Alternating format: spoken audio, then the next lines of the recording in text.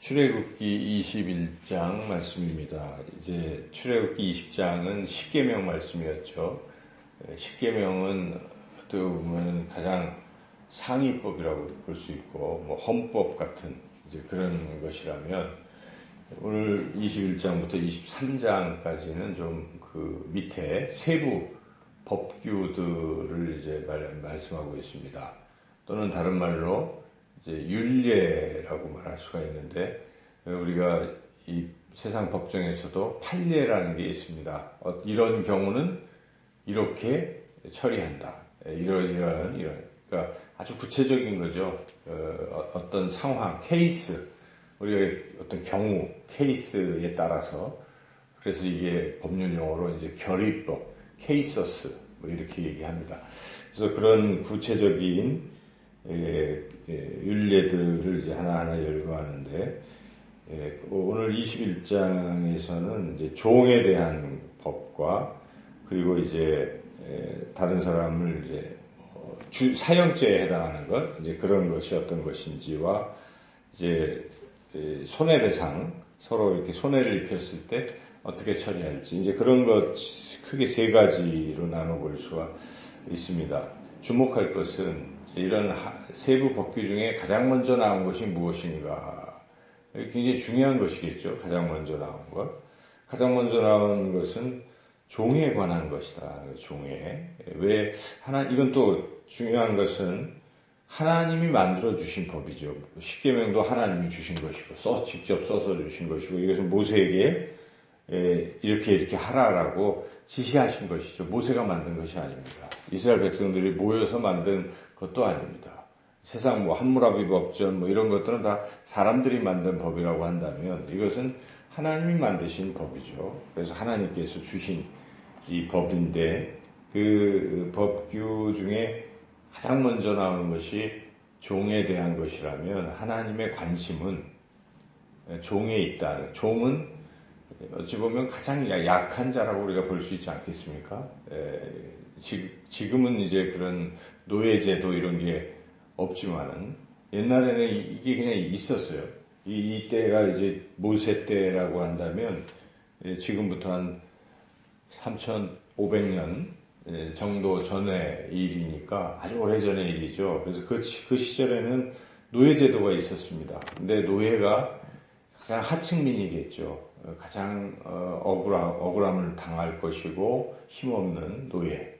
근데 하나님은 그 노예에 대한 법부터 먼저 말씀하시고 있습니다. 이것은 하나님은 가장 약한 자들에 대해서 배려하시고, 또 그들을 잘 이렇게 하실 수 있도록 하시는 분이시다. 우리 예수님께서 이 땅에 오셨을 때 힘 있는 자들과 함께 하셨다라기보다 가장 연약한 자들과 함께 하시려고 친히 그 말구유에서 가장 낮은 위치에서 태어나셨지 않습니까? 그래서 항상 하나님은 낮은 자에 대한 관심이 크십니다. 우리가 앞으로 계속 이 모세오경을 읽어나갈 때에 하나님은 가난한 자의 하나님이다, 이런 표현도 우리가 또 접할 수 있습니다. 그래서 하나님께서는 고아와 과부의 하나님이시다, 이렇게 소외되고 연약한 자들의 하나님이신 것이죠. 그래서 여기에 이 종에 대한 법규를 먼저 말씀하고 있다. 그러므로 우리는 하나님의 마음을 품고 항상 연약한 자들에 대한 관심을 늘 가져야 됩니다. 교회에서 누가 가장 연약한가, 또 사회적으로 볼 때는 누가 가장 연약한가를 우리가 늘 생각해 봐야 됩니다. 그래서 그런 분들에 대한 관심을 가지고 어떻게 우리가 도움을 줄 것인가 하는 것을 끊임없이 생각해야 되겠죠. 이제 구체적으로 이 종에 대해서 어떻게 하는 것인가, 여기에 보면 이 종을 샀을 때 6년 동안은 하지만 6년이 지나면 풀어주라는 것입니다. 제한을 둔 것이죠.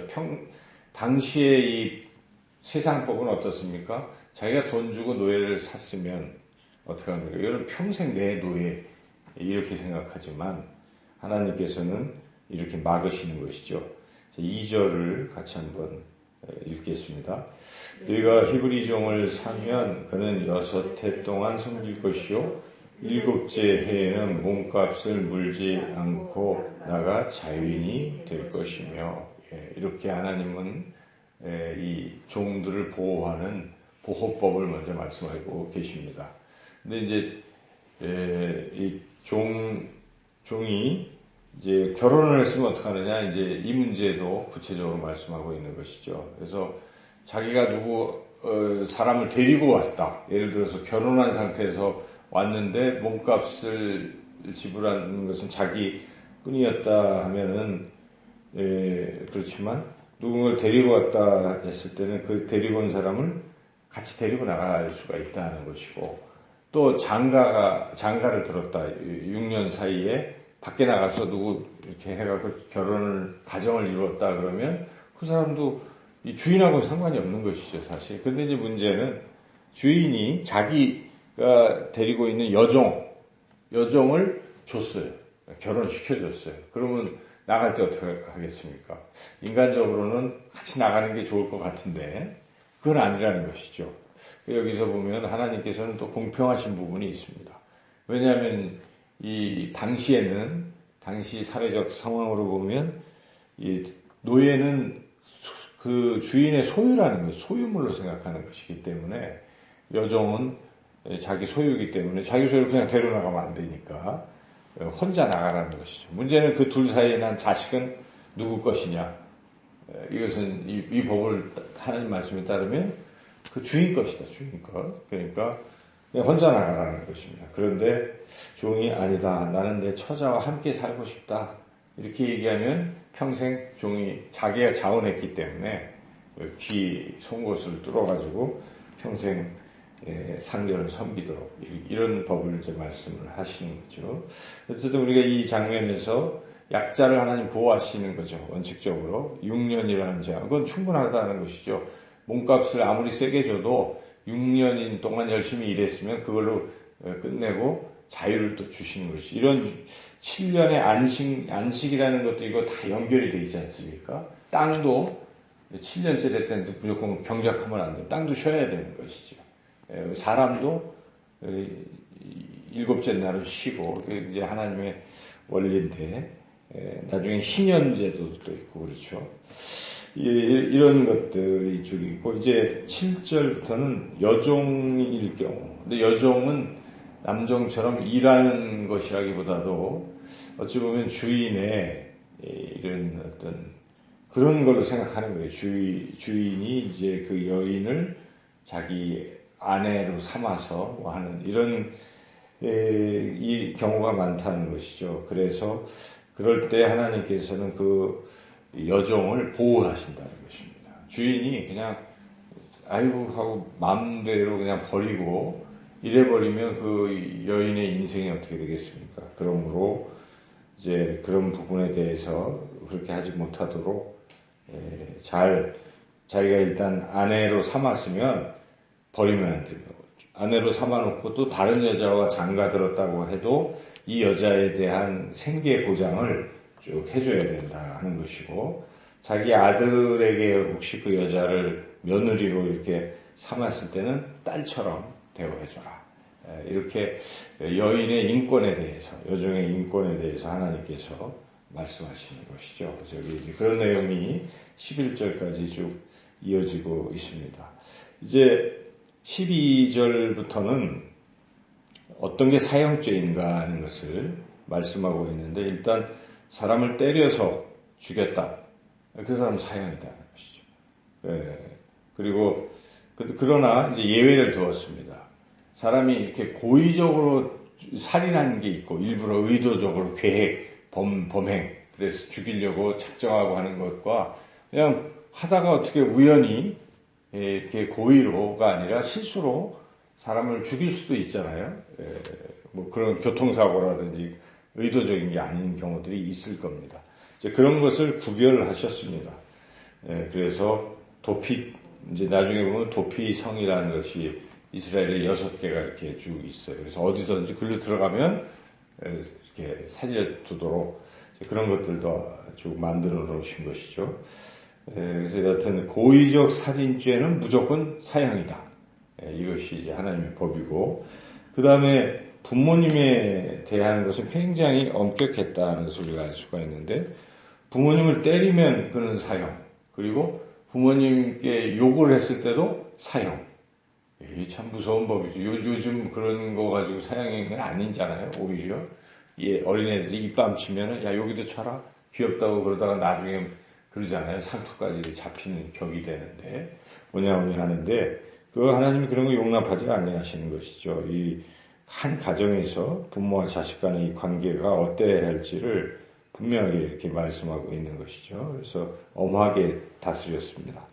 그 외에 이제 사람을 납치하는 죄를 아주 중범으로 엄하게 다루셨죠. 그래서 납치하면 그건 무조건 사형입니다. 사람을 납치에다가 유괴하고 이러는 것은 이건 사형. 이와 같이 이제 아주 사형죄에 대한 것들을 쭉 말씀을 하고 그 다음부터는 이제 손해를 입혔을 때 어떻게 하느냐. 기본적인 원칙은 눈에는 눈, 이에는 이 이런 겁니다. 눈을 다치게 했으면 눈을 갚아줘. 이제 동해 보복법 같이 이제 그런 법을 한 것이죠. 그래서 여기 이제 그런 것들이 24절, 25절 나오죠. 한번 같이 읽어보겠습니다. 눈은 눈으로, 이는 이로, 손은 손으로, 발은 발로. 된 것은 된 것으로, 상하게 하는 것은 상함으로, 때린 것은 때림으로 갚을지니라. 이렇게 엄격하게 법을 이렇게 만들어 주셨습니다.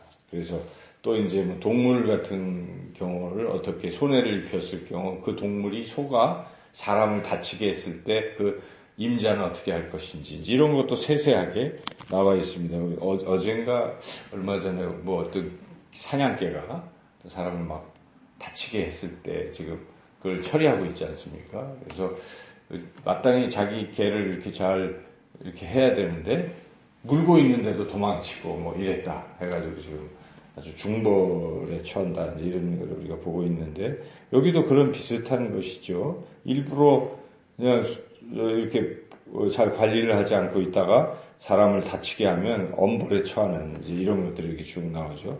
심지어 같이 죽게 되는 것이죠. 관리를 안 해가지고 자기 소가 사람을 죽이면 그 사람도 같이 여기 이제 29절이 그런 거죠. 한번 읽어볼까요? 소가 본래 받는 버릇이 있고 그 임자는 그로 말미암아 경고를 받았을 때 단속하지 아니하여 남녀를 막론하고 받아 죽이면 그 소는 돌로 쳐 죽일 것이요 임자도 죽일 것이며 상당히 엄하죠. 그래서 하나님께서는 아주 공평하게 이 이스라엘 이 사회 공동체가 아주 공정하게 살아갈 수 있도록 만드신 것이죠. 그래서 우리가 법의 정신을 여기서 배워야 됩니다. 하나님이 법을 주신 의도가 바로 오늘날 세상의 법의 정신이 되어야 되는 거죠. 법의 정신은 약자, 억울한 사람이 없도록 보호하는 것입니다. 그래서 이렇게 하는 것이죠. 오늘날도 이 유전무죄, 무전유죄 이래서는 안 되는 것입니다. 법 항상 공평하게 해야 된다 하는 것이죠. 그런데 이제 오늘 말씀을 통해서는 우리가 분명하게 공정해야 되고 또 하나님은 약자에 대한 깊은 사랑을 가지고 계시다 하는 것을 깊이 깨달아야 되고 더 나아가서 우리는 구약의 말씀만 항상 보는 것이 아니라 신약의 말씀도 봐야 되는데 이런 부분에 대해서 우리 예수님이 또 말씀을 하신단 말이죠. 마태복음 5장에서 7장에 산상수훈이라는 것이 있습니다. 그 산상수훈은 우리 예수님께서 율법을 해석하시면서 이제 어떻게 할 것이냐. 여기 눈에는 눈, 이에는 이 이렇게 되어 있으나 하면서 우리 예수님 뭐라고 말씀하시냐면 남들이 나에게 오른밤을 치면 왼밤도 돌려대고 오리를 가자 하면 십리를 가고 겉옷을 달라고 하면 속옷도 주고 속옷을 달라고 겉옷 이렇게 그대로 보복하는 그것이 아니라 용서해주고 허물을 덮어주고 사랑해주라 하는 자기에게 손해를 끼쳤을 때 이 공동체를 해치는 것은 이 법대로 하되 개인적으로 나한테 손해를 입혀서 나도 막 눈에는 눈, 이에는 이 이렇게 보복하고 하는 그렇게 하지 말라는 것입니다. 원수도 사랑하고 그 보복을 끊으라는 것입니다. 계속 반복되는 이런 것을 그것이 우리 주님의 말씀이죠. 그것이 율법의 완성이라는 것이 결국 주님이 말씀하시는 율법의 그 기본 정신은 사랑에 있다는 것이죠. 그래서 우리가 그런 주님의 말씀을 또 새기고 오늘도 그런 사랑으로 물론 공동체를 위해서는 공평하게 하되 개인적으로 손해를 입었을 때는 너그럽게 용서하고 그렇게 살아가는 것이 주님이 우리에게 원하시는 뜻입니다. 오늘도 우리 함께 그렇게 살아가시기를 주님의 이름으로 축원합니다.